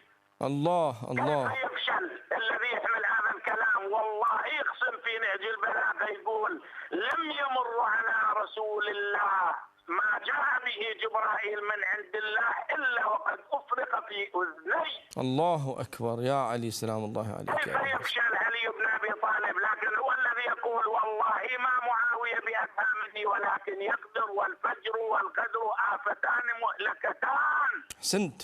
هذه سيرة أهل البيت وسنة أهل البيت. بل الأنزل من علي بن أبي طالب من سلالتهم مسلم بن عقيل قيل له: لماذا لا تقدر؟ باللعين عبيد الله بن زياد قال: منعني حديث سمعته من علي بن أبي طالب على النبي، وهو ليس بمحسوم. هؤلاء قمة التقوى، قمة الورع، قمة الإنسانية، قمة الكمال. لكن ماذا نقول لهذه الأمة اللي أعرضت عن هذه الأمة المخذولة، عن هذه السيدة المحصومة الصديقة فاطمة الزهراء صلوات الله وسلامه عليها؟ هذه الزهراء تروي خبر عائشة عليها اللعنة. أحسنت. قالت: وكانت مشغولة فاطمة الزهراء بالطبخ للحسن والحسين، وكانت تحرك وتدير ما في القدر بأصابعها المباركة، وليس بيدها معلقة أو ما شابه، والقدر يقلي. فخرجت عائشة مذعورة لعنة الله عليها وذهبت إلى أبيها فقالت: يا أبه إني رأيت من فاطمة أمرا عجيبا، رأيتها تحرك في القدر ما شاء الله بيدها والقدر على النار يقلي. فقال لها: يا بني اكتمي هذا فإن هذا أمر عظيم. يقول الإمام الحسين: ما خلق الله شيء إلا وقد أمره بالطاعة لنا. اللهم صل على محمد وعلى محمد. حسين الدمستاني في هذا الصدد: أيكبر في قدر البتول أنها تلامس ما في القدر وهي تفور. أما هي بنت المصطفى طابع الحصى بخاتمه والمسلمون حضور ما شاء الله. وأسرار الإله التي لها على باطن السر الخفي ظهور. بديع. ومن كان الحور الحسان تزورها لهن لديها غبطة وسرور. الله. كل ما يصدر من أهل البيت عظيم. أحسنت. لا يشك فيه إلا ضعيف اليقين. أحسنت. عليه أن يراجع حساباته، عليه أن يراجع يقينه، عليه أن يراجع إيمانه. شيخنا والله من الظلام. أحسنت. ذلك الذي سار مع الإمام الصادق قال يا مولاي الإمام يحتاج إلى معجزة. ما هي معجزة الإمام؟ قال إذا أشر إلى الجبل يسير معه. الله. يقول هذا الراوي بيني وبين الله قبل لحظات كنت أطالع أثرت على هذا الخبر، يقول نظرت وإذا الجبل يسير حينما اللهم صل على محمد وآل محمد. اللهم صل على محمد وآل محمد. ما تستكثر الناس على أهل البيت، بيت النبوة الوجود، غاية الوجود. ماذا نتكلم مع هؤلاء؟ شيخنا هنا المصيبة سماحة الشيخ. سماحة الشيخ مهدي اللي اتصل من مهدي الولائي. أحسنت. الله يرضى عليك. الله خير وجزاك الله خير. شيخنا سؤال شيخنا الجليل، الله يرضى عليكم إن شاء الله. شيخنا سبحان الله، الآن هي المصيبة العظمى التي نحن نمر بها أن هؤلاء الذيول الذين لا حظ لهم من العلم هم الذين يتصدرون الناس ويفتون الناس، وتجمع لهم الأموال وتجمع لهم الأموال والأخماس ويتصدرون في الساحات والناس تأتمر بأمرهم. ولكنه يجب أنا وأنت وكل من يسمعنا أن نجاهد على حربهم وإسقاط مكانهم ومكانتهم عند الناس حتى يحذر الناس من بدعهم وأضلالهم.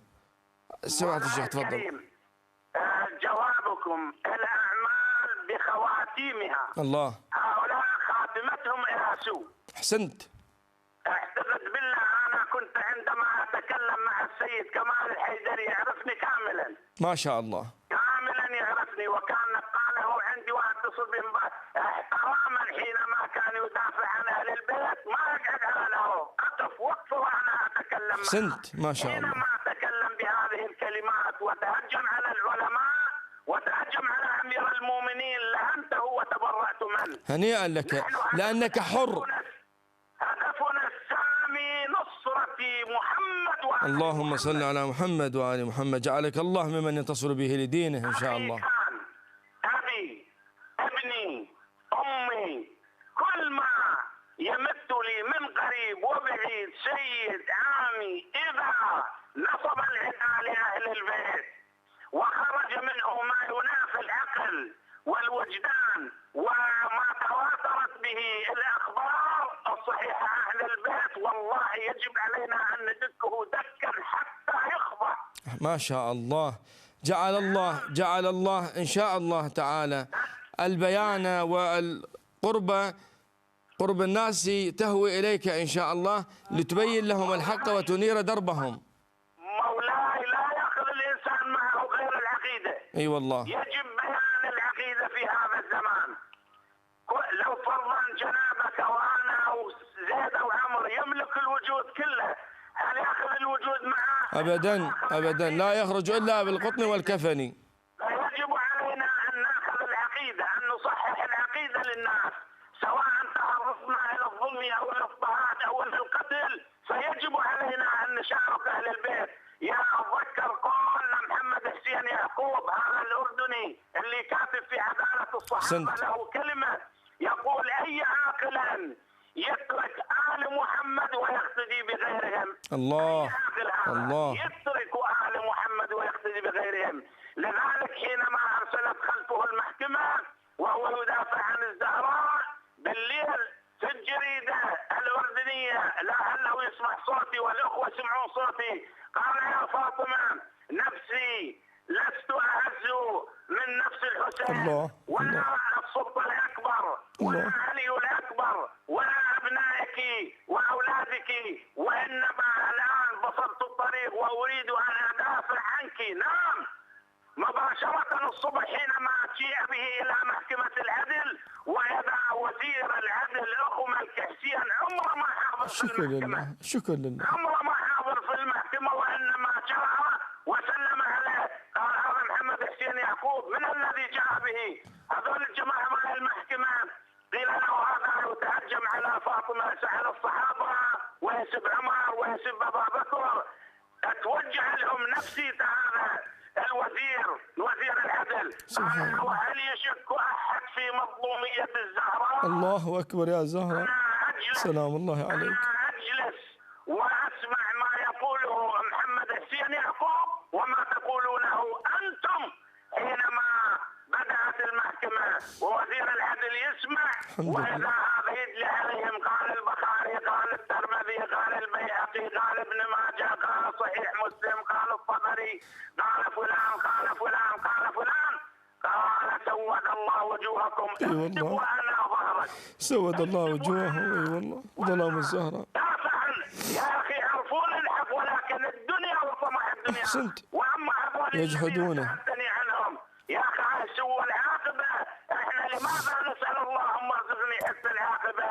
كمل وكمل من إنسان يدافع عن أهل البيت ويظهر الولاء والمحبة لأهل البيت، لكن يا للأسف تختم عاقبته بالسوء والعياذ بالله. اي والله، احسنت يا شيخنا، لا فض فوك، اجدت البيان ووضحت ما خفي على جل شيعتنا وعلى ضعافهم وجهالهم وعلى بعض علمائهم. هذه المعلومات على بعض العلماء تخفى شيخنا، لأنه الجهل المطبق والدراسة الضعيفة والمناهج الضعيفة والحياة التي هي ملأى بالهموم والمشاكل، فانصرفت الناس إلى أن تأخذ شيء من العلم وتخرج به.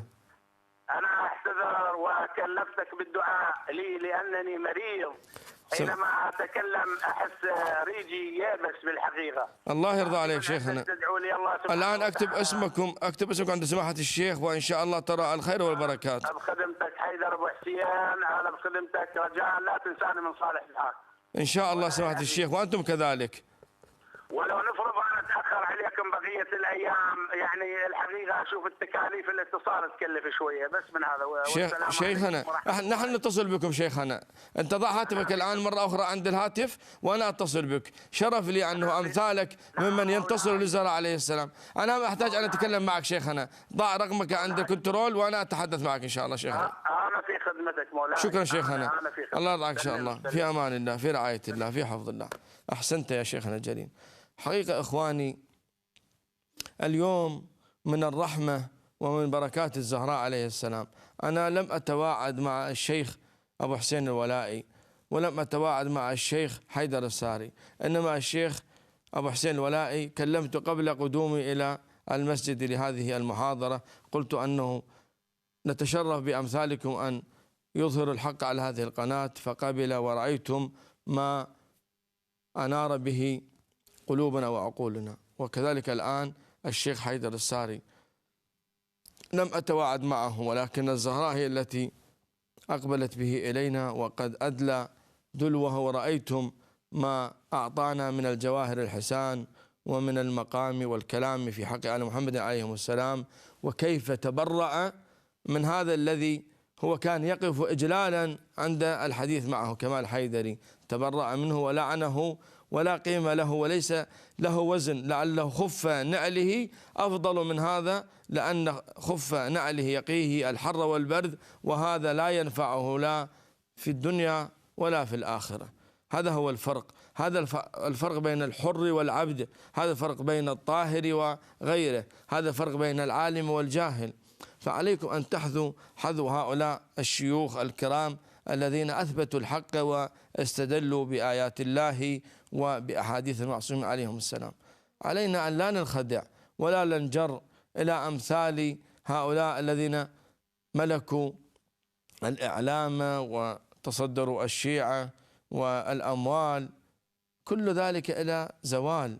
تعلمون أن كل شيء يبدأ سريعا يمضي سريعا ويصبح في أجل الله السامع في مزبلة التاريخ. رأيتم محمد باقر الصدر اندثر وخمد ذكره، فضل الله خمد ذكره، الوائلي خمد ذكره، الحيدري كمال الحيدري خمد ذكره. سماحة الشيخ أبو يونس هذا الطاهر الفاضل العالم الجليل الذي كذلك أرسلته الزهراء لنا هذه المرة الثالثة بعون الله وتوفيقه. تفضلوا سماحة الشيخ. السلام عليكم. السلام عليكم سيدنا، بارك الله فيكم وشد الله من أجركم. الله يرضى عليكم. ورغم أن الوقت قصير ويعني المخابرة أيضا قصيرة، أخشى أن الرصيد يخلص، ولكن أردت أن أدلو بدوري وأن أساهم بالجهد المقل بصراحة. ما شاء الله، هنيئا لكم. أنا أريد أن أقول يا لثارات الحسين، يا لثارات الزهراء، هكذا هو مهدينا حينما ينادي، يريد أن يأخذ بثارات، نعم بثارات الزهراء، مظلومية الزهراء. الصوت محمد انقطع عني. نعم، حتى لو أنت تتصل به أخ محمد، لأنه أمثال هؤلاء لا نريد أن نحرم أصواتهم. الحمد لله، هذا فضل الله جل وعلا ويأتيه لمن يشاء. الآن رأيتم فضل الله يتوالى علينا وبركات الزهراء عليه السلام. أنا دائما أقول وأعيد وأكرر أن الزهراء لها خصوصية، الزهراء لها مقام خاص وشأن خاص، وفي مقامها وشأنها الخير الكثير. أنا والله لاحظت وغيري لاحظ والعلماء لاحظوا، أي شيء يذكر في اسم الزهراء يعمل باسم الزهراء، يعني نضع عليه اسم الزهراء، نذكر الزهراء، يكون فيه الخير الكثير للأجيال والأجيال. اليوم دخلنا في ذكر الزهراء عليه السلام. انظر ماذا جنت لنا الزهراء عليه السلام. أتت بالشيخ الجليل أبو حسين الولائي، أتت بالشيخ الجليل حيدر الساري، أتت بالشيخ الجليل أبو يونس، وهكذا. والحمد لله رأيتم من هي الزهراء عليها السلام، ورأيتم ذل أعدائها. تفضلوا سماحة الشيخ، الحديث لكم إن شاء الله. سيدنا سلام عليكم. عليك السلام أيها الناصر المحب المجاهد. تفضلوا. الله الله الله الله، من هذا الذي يريد أن يحارب أولياء الله؟ أحسنت. من هذا الذي يتخندق ليحارب من يحارب سيدة نساء الدنيا والآخرة؟ إذا فليتبوأ مقعده من النار، فليتبوأ مقعده من النار كائنا من كان، على تحت أي عنوان، تحت أي طائلة، تحت أي سقف، فليتبوأ مقعده من النار. من آذى لي وليا فقد آذنته بالحرب، من آذى لي وليا. الله. فكيف بسيدة الأولياء من الأولين إلى الآخرين؟ سيدنا العزيز، أنا أتعجب والله، أنا أتعجب كيف أن لأمثال هؤلاء هكذا ينصبون العداء لمن إذا نصبوا العداء لسيدة نساء العالمين فإنما ينصبون العداء لله. ألا أوليس الحديث كما هو عنوان حلقاتكم وعلى معرفتها دارت القرون الأولى. الله. وقبل قليل الحديث الذي يقول يعني من عرف حق الزهراء أو فاطمة فقد أدرك ليلة القدر. الله. أو بمعنى الحديث، أليس كذلك؟ سنت. هذا معنى الحديث. سيدنا هناك حق اليقين وهناك عين اليقين كما تعلمون. سنت. وكما هو منصوص في القرآن عين اليقين. إذا عين اليقين أن تتناسى وأن تتفادى من هذه الناحية، من ناحية أنه حق اليقين أن تقتدي بها وأن تتأسى بها من الناحية الأخلاقية، من ناحية الأحكام، هذا حق اليقين. أما عين اليقين، ما هو عين اليقين؟ ربما ندرك بعض حقائق اليقين ولكننا لا ندرك عين اليقين. هذا ما لا يدركه أحد سوى الأنبياء أو الأوصياء والأئمة والذين كتب الله لهم التوفيق في ذلك. وقليل هم من عرف حق الزهراء. أعود إلى الحديث، من عرف حق الزهراء فقد أدرك ليلة القدر. إذا إدراكنا ومن حقيقة الزهراء هناك علينا أن نقف وقفة. وهناك كما تقول العبارة العجز عن الإدراك إدراك، أليس كذلك؟ هناك أن يقف الناس جميعا عاجزين عن ذلك. أنا أقصد عين اليقين، حق اليقين ربما يدركه بعض الناس وبعض من كتب الله لهم التوفيق، ولكن عين اليقين الجميع عاجزين عن ذلك. إذا فما هي النتيجة؟ إدراك. العجز عن الإدراك إدراك. الله الله الله الله الله. وربما البحث في ذلك ماذا؟ تتمة المعنى. والبحث في ذلك إشراك. العجز عن الإدراك إدراك، والبحث في ذلك إشراك. يا سلام.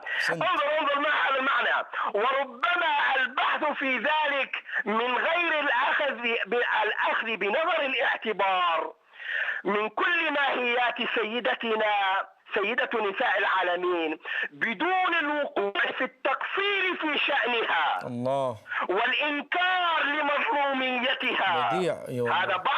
هذا سيدنا، هذا بعض الإنكار المظلومية والتمسك في تشكيك مظلوميتها. ماذا تكون النتيجة؟ تكون النتيجة إشراك. أحسنت. الله. إشراك، لأنه يشرك في معلومات مضللة في ماذا؟ ويبخس حق الزهراء، يبخس ظلم الزهراء عليه السلام، يبخس ما جرى على الزهراء. أحسنت. أي والله. الله. هذا يوصله إلى منحى عظيم وإلى واد سحيق ووادي والله العظيم. أي والله وادي سحيق. ويختم أحسنت، ويختم قوله بقولة كفر. نعم. شوف، لاحظ المقولة. فغلط هذه المظلومين وطمس حقائقها لكي ندرك عين حق اليقين، فذلك انتصار لأعدائها. هذا بماذا؟ هذا بمجرد التشكيك في هذه المظلومية. كما يقوله حسن فضل الله وعلي فضل الله ومن لفهم والحيدري وغيره في هذه المظلومية. فكيف لو اعتبر هذه المظلومية من قبيل الإنكار؟ هذه من قبيل الإنكار يا شيخ. الوصول إلى هذه الحقيقة علينا أن ندركها، فكل من تخلف عن هذه الحقائق فإنه لا يدرك ليلة القدر. ما شاء الله، ما هذا الربط الجميل. أحسنتي والله. ما هذه البيان. الله يحفظكم. القرآن عربي، والأئمة سادة العرب، أئمة العرب سادة الكلام هم الذين الله أمراء الكلام. هم سادتنا، هم أئمتنا. لاحظ الرابط، يقول من عرف حق الزهراء فقد أدرك ليلة القدر. إذا الذي ينكر مظلومية الزهراء فهو لا يدرك ليلة القدر، لا يكتب الله له التوفيق. اي والله العظيم، يحرم من ليلة القدر وتوفيقها. نعم. لا يوفق، وبالعكس من كان يعترف بمظلوميتها. الله. من وقف عند مظلوميتها وسالت دمعته، هذه الدموع عزيزة عند الزهراء. هذه الدموع عزيزة، لا تغيب عنها ذرة. اي والله. حينما نقف فنبكي على مظلوميتها ونبكي على شأنها، كيف أخذ بولديها الحسن والحسين هكذا، وتأخذ بيد أمير المؤمنين على أبواب الأنصار والمهاجرين تطلب النصرة لإيمانهم إلى حجتهم. كيف من ينكر هذه الحقائق أن يوفق إلى توفيق الله بحصوله ليلة القدر؟ ليلة القدر عبالك يعني بس هي صلاة، بس هي ركعات، بس هي استغفار، هذا جزء من أدرك ليلة القدر. فوربي وربكم أيها الإخوة، الحق أقول إنه من عرف الزهراء حق معرفتها فقد أدرك ليلة القدر، لأنه ماذا؟ وعلى معرفتها دارت القرون. الأنبياء كلهم يدركون ليلة القدر. لاحظ، الأنبياء بتوفيق الله بتوفيق الله كلهم يدركون ليلة القدر. نعم، شهر رمضان الذي أنزل فيه القرآن هدى للناس وبينات من الهدى والفرقان، كتب عليكم الصيام كما كتب على الذين من قبلكم. على الذين من قبلكم ها سيدنا الأنبياء والأمم السالفة والقرون المنصرمة الذاهبة كلها كانت كتب عليها معرفتها بليلة القدر، لأن ليلة القدر في رمضان. الحمد لله، أحسنتي والله. ليلة القدر في رمضان، فكلهم أدركوا ليلة القدر لأنها علموا من هي الزهراء وعرفوا الزهراء. الله الله الله الله. لكن هذه الأمة يا الله يا الله لهذه الأمة. مولانا المخرج قال لي أنه انتهى الوقت، فأنا أشكر هذه المداخلة. أنا آسف. لا مولانا، شرف وعلى رؤوسنا. هذه أنا أقول أمام الملأ، أنا أقول أمام الملأ أن هذا قولك نطق على لسانك روح القدس. أنت لم تعد هذا القول ولم تهيئه، ولكن الله نطق به على لسانك. أحسنت. أي والله، وأنا استشعر ذلك والله. الله. وأنا أشكر فيكم وأشكر للمخرج وأشكر للكادر أن سمحتم لي أن أسجل نفسي ولو بالهامش في برامجكم وفي هذا القناة وفي هذا البرنامج بالخصوص. أشكر لكم وتحياتي وسلامي، وأدعو لنا يا شيخ، أدعو لنا وعند الشيخ ياسر. الله يحفظكم. سلام الله عليكم. سلام الله عليكم. خير. شكرا لك ولكل من اتصل وساهم في نصرة الزهراء عليه السلام، وشكرا لكل من استمع لنا، وصلى الله على محمد وأهل بيته الطيبين الطاهرين، واللعنة الدائمة على أعدائهم أجمعين. في أمان الله وفي رعايته. إلى لقاء قريب في الجمعة القادمة. مع السلامة.